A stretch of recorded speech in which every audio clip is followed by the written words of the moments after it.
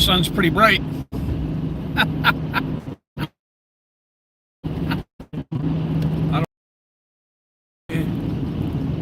Yeah. Anyway, I started this morning because I'm going to cross another state line. I am currently in Indiana, and I am crossing into Illinois. There's nobody here, so I can say what I want. Anyway, that's what it says. Nobody's here. I might be a little early. My phone connected to cell towers says it's 9:36, and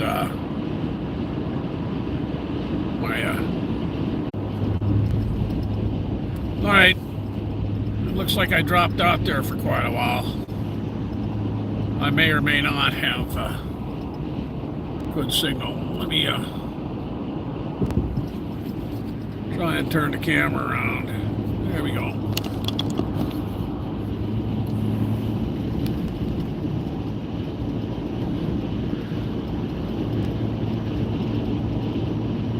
Anyway, hope I stay on now. Have good signal. I am on Interstate 70, heading towards St. Louis out of Indianapolis. I spent the night at Lieber Mill State Recreation Area in Poplar Grove Campground. It was pretty cold. The low was around 20 something, or might have even dipped into the 19s, into the teens, upper teens, but I doubt it. I think it was only low in the 20s. I had my little electric heater I had plugged in, and that kept me good enough all night. Warmed the whole inside of the camper up. That's the problem. You gotta warm the camper up.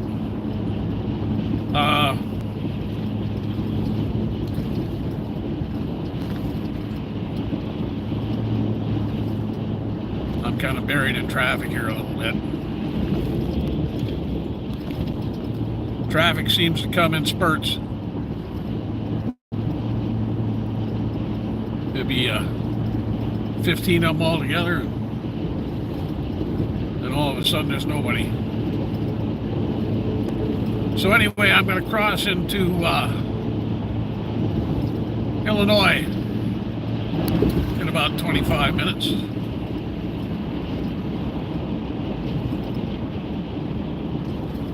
And I thought I would stream during that crossing.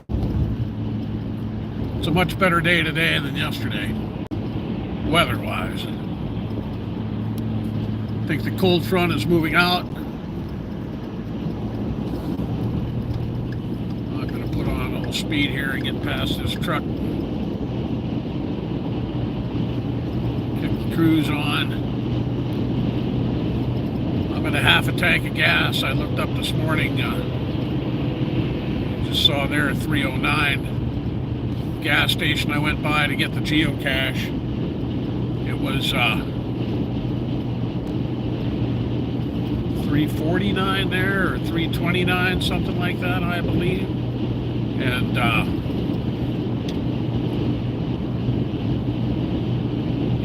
in Illinois here, it's supposed to be like 279.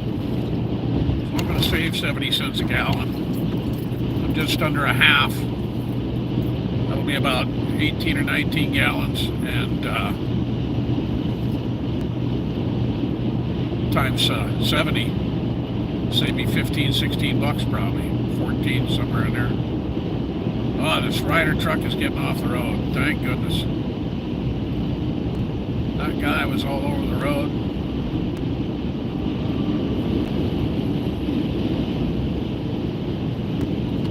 person.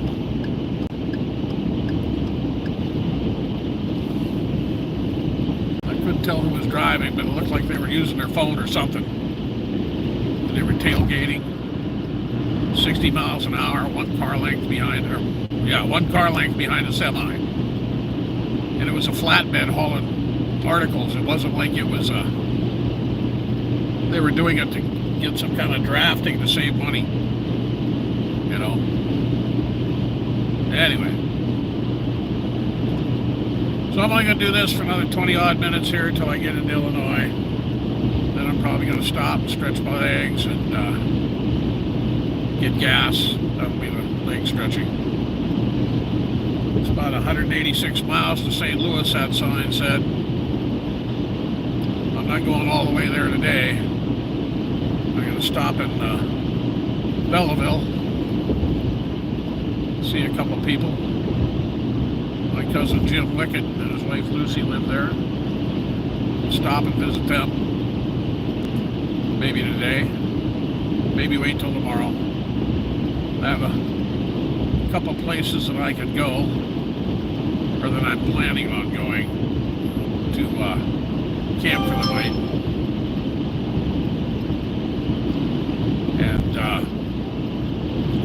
And that's about it. So you can see I'm in the heartlands of Indiana, farm country. A little bit of rolling hills. State trooper coming out on the road right there in front of me.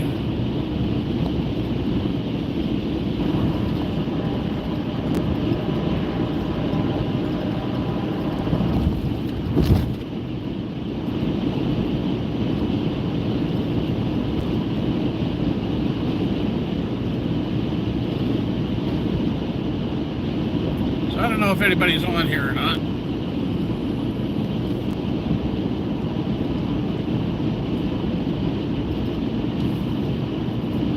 But anyway, it's a gorgeous day for driving. You get the temperature regulated inside the cab here.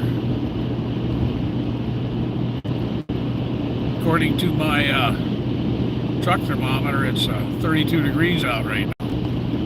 Yesterday when I was traveling, the peak of the day, it was 25.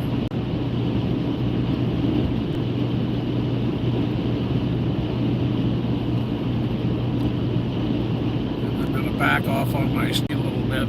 I was up to 68 to pass those vehicles back there. That's a little waste of gas.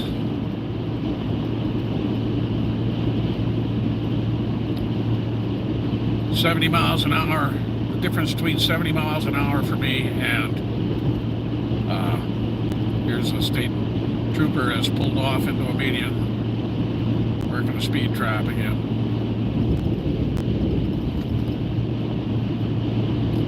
Watching the eastbound.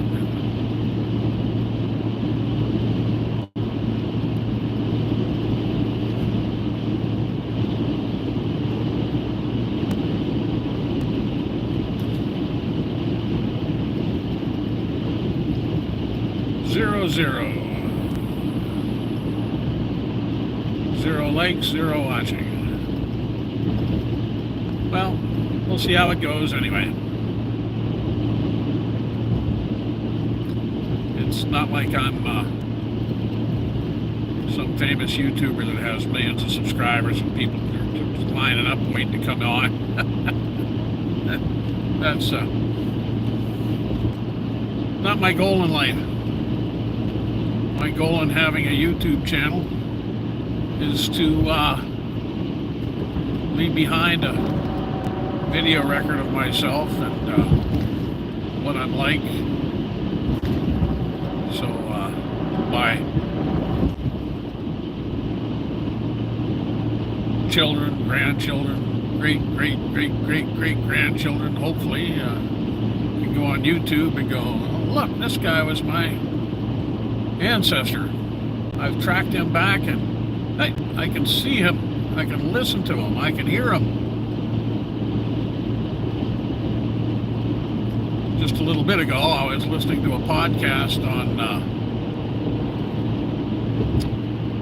what was it? I can't remember which program. It was Shankar Vedantam. I'm having a senior moment. Alzheimer's. Alzheimer's is setting in, damn it.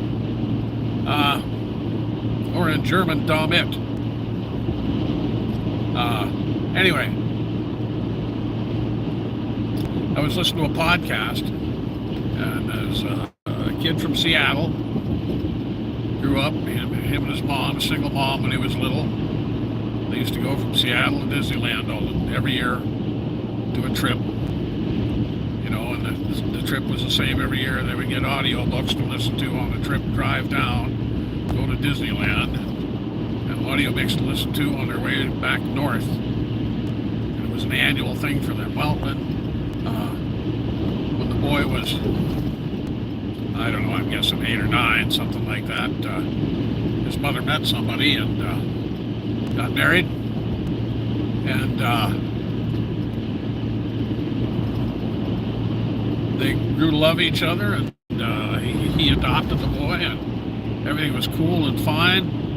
And then when the kid went away to college in Los Angeles, and I think it was after college, he was in a motorcycle accident. They described the motorcycle accident, and he gets hurt pretty bad. Well, the mother and father come down to visit him in the hospital after this accident, of course, and the father has to go back and go to work, but the mother stays for about 6 weeks. Well, during that time, he goes home and back to his apartment, but she's got to go north back home because she's got a medical issue she's had problems with for years. And it turns out that she had cancer, and I think it was not pancreatic, it was gallbladder cancer. Anyway, so the kid went on a mission to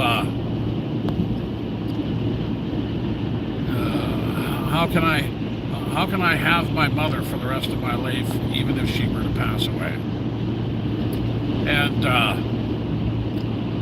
one of the things he thought about and investigated was cryogenics, you know, freeze, but the technology isn't there to wake anybody up, even if they did get, you know, cryogenically frozen, and the technology ever develops to bring her back, it might be centuries, you know, decades. He might be dead and gone, and we bring this woman back. Here's another blinky blink up here.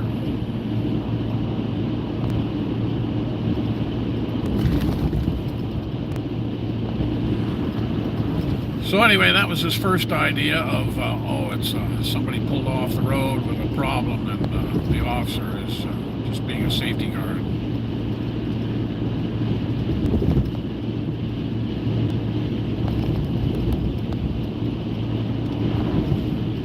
So the next thing he thought about was to, and this is, I don't know, 2019 or something like that. It's not that far back. Anyway,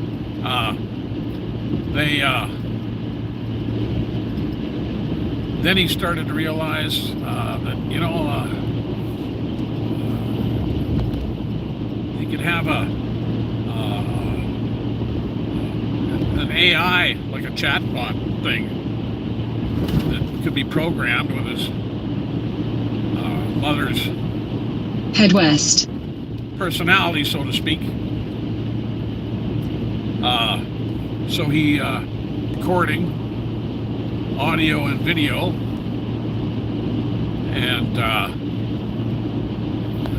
text messages and things like that, you know, just for an AI to have a some sort of semblance of what his mother's personality would be like. And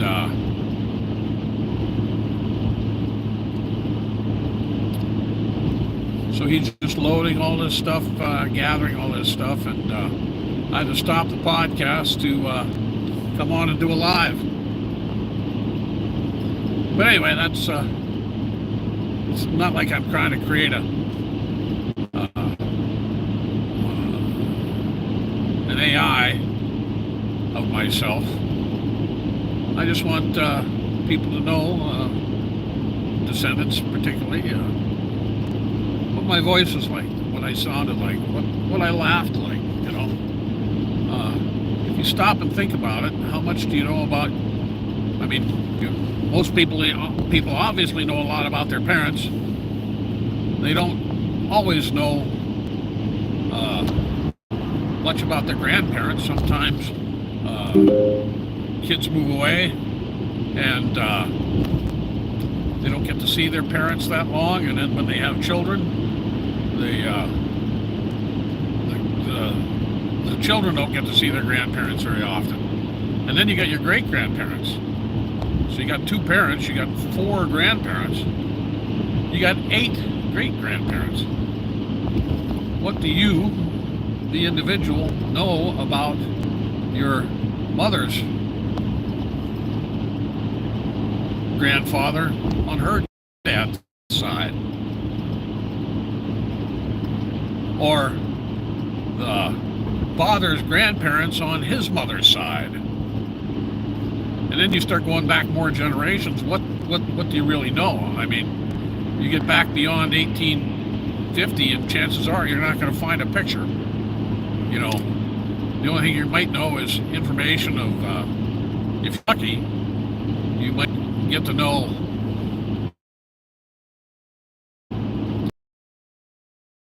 the day they died,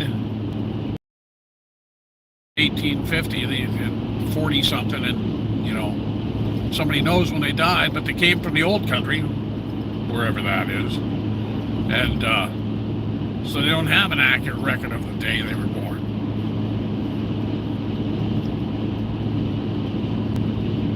So on and so forth. You know, I mean, there's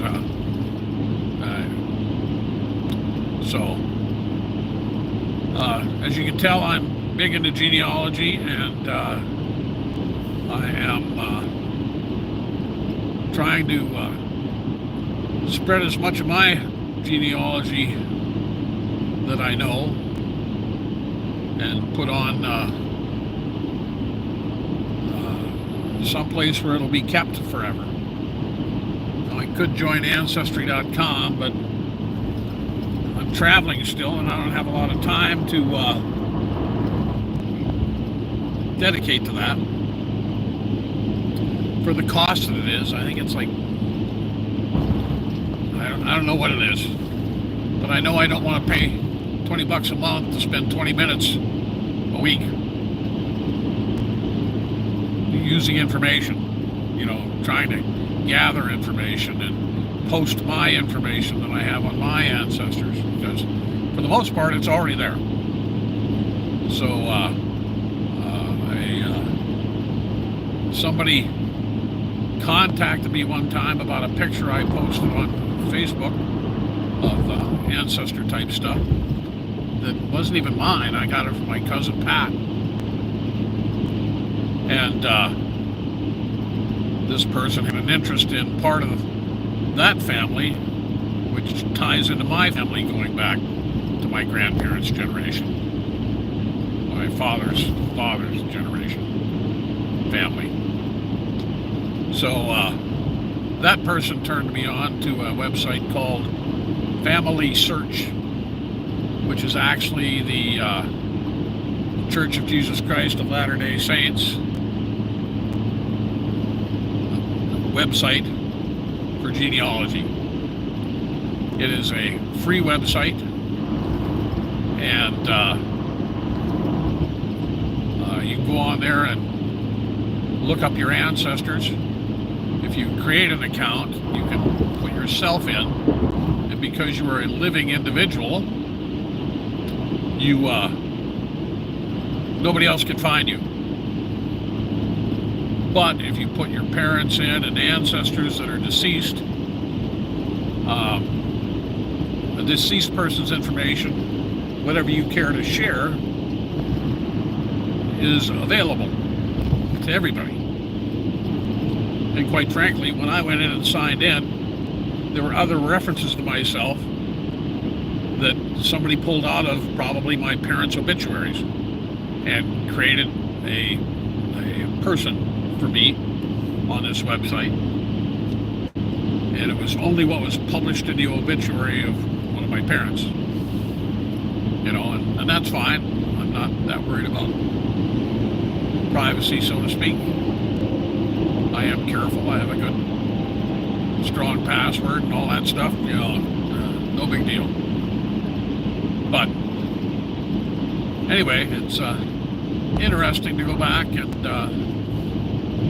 see these things. And to me, pictures are important because I am a photography nut. I have been since I bought my first camera in 1973. In, where did I get that? I got that in California at the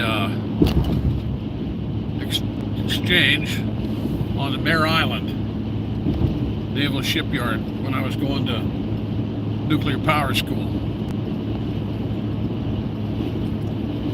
Spring of 1973, I bought a Yashica. I didn't like it right away, and I traded it. It had a screw mount, and it was a 35 millimeter SLR, but I didn't like the screw mount. What a pain in the butt it was, and so on and so forth. Of course, the metering was all in the body. There was no autofocus or any of that stuff.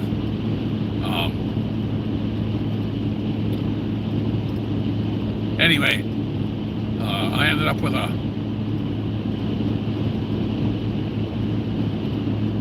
Miranda, I think it was, I bought, and I used that for quite a while. Until film went out. Anyhow, pictures. It's great to have pictures of your ancestors.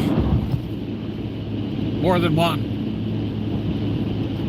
What do people do with pictures? People take pictures all their lives, and they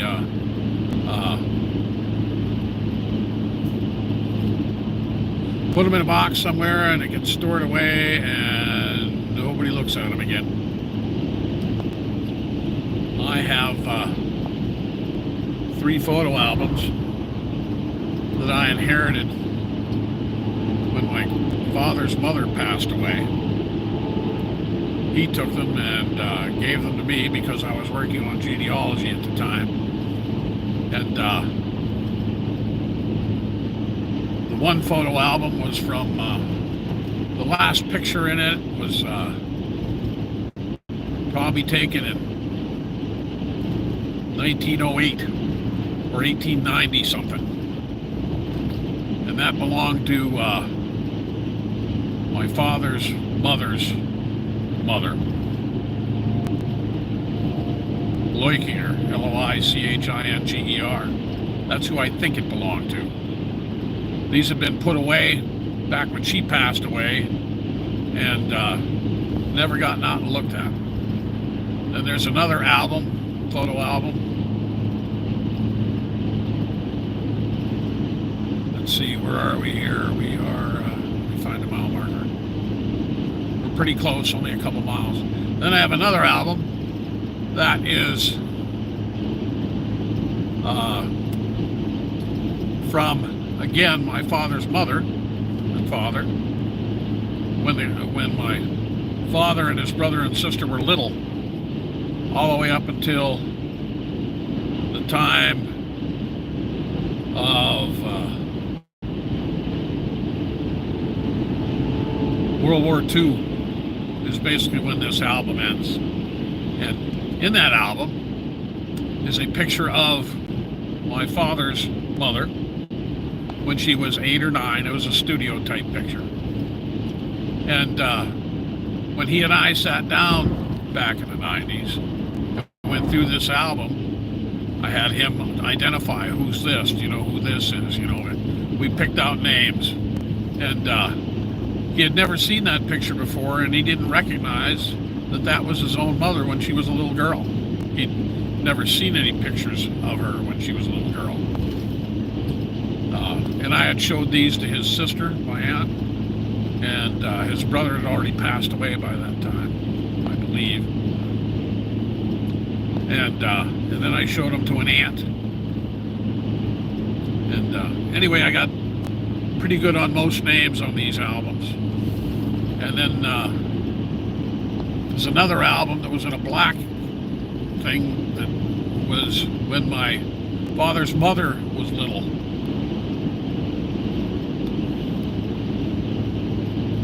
Until, I don't know, until they were teens. There were pictures of when my grandfather was courting my grandmother, you know, that type of thing. But it didn't go much beyond that. Maybe pictures when my dad and his brother and sister were little. That's it. But you got all these albums and there's no names written on the back. Who are these people?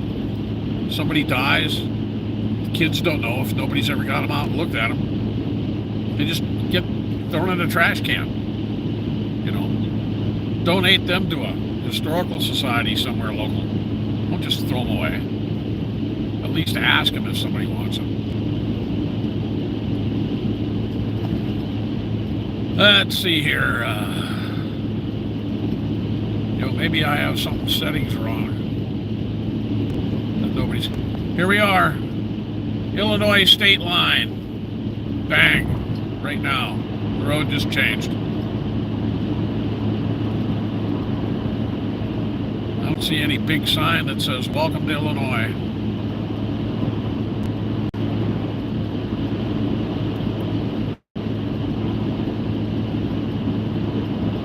Exit 154. 40 West. I may take this.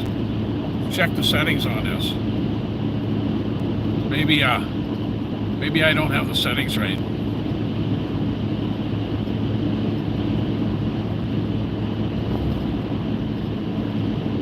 Alternative fuels corridor. All trucks over 8 tons. Yeah, da-da-da-da-da-da. I just need a place to pull off.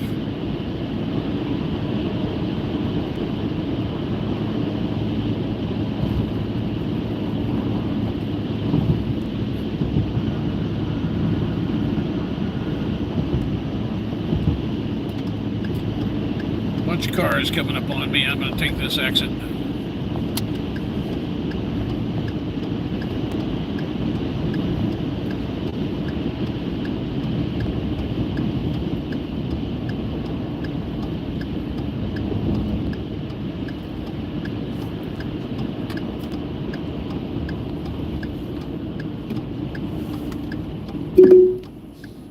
In 800 feet, keep left at the fork.